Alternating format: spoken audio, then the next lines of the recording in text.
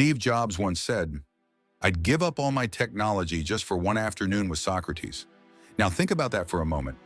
A man who revolutionized the world with technology, willing to give it all up just to spend time with a philosopher from the past. Why would he do that? What could Socrates have that someone like Steve Jobs might need? What was it that made Jobs, a man so immersed in the future, yearn for wisdom from the past? Let's see what inspired him. Once upon a time, there were two students. They were full of questions about life, questions that were too big for them to answer alone. So they decided to seek the wisdom of Socrates, the greatest philosopher they knew.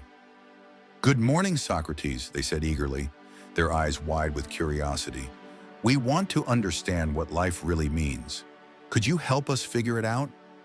Socrates looked at them with a playful glimmer in his eyes, but said nothing.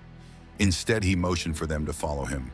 The students, curious and eager, followed as Socrates led them to an apple orchard. It was harvest time, and the trees were full of ripe, juicy apples.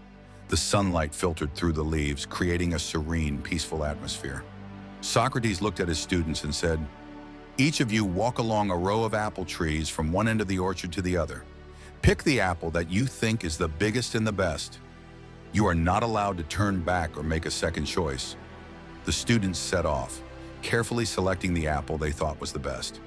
They walked through the orchard, each one deep in thought, weighing their options.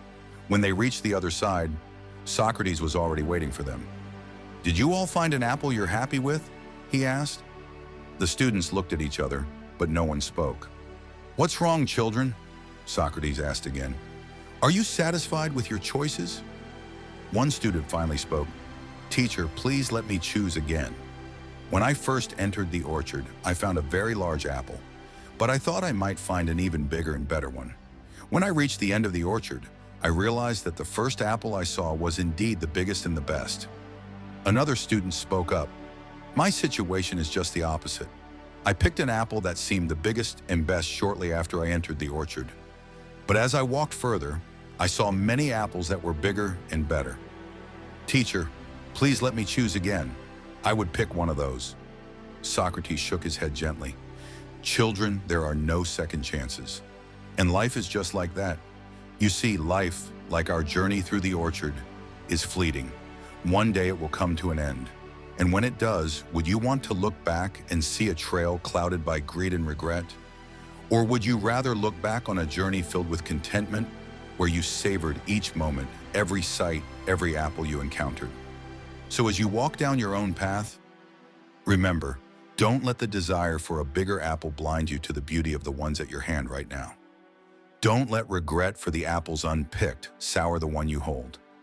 In the end, the true value of the journey isn't in the apples you sought after, but in the sweetness of the one you chose. Cherish it and carry its sweetness in your heart as you continue on your path. And that, my friends, is the lesson. Life is about the choices we make and the moments we savor, not about endlessly searching for something better. We don't always get second chances, so it's important to appreciate what we have now. If you found value in this story, be sure to subscribe and stay tuned for more reflections on life and wisdom. Until next time, take a moment to cherish what's in front of you.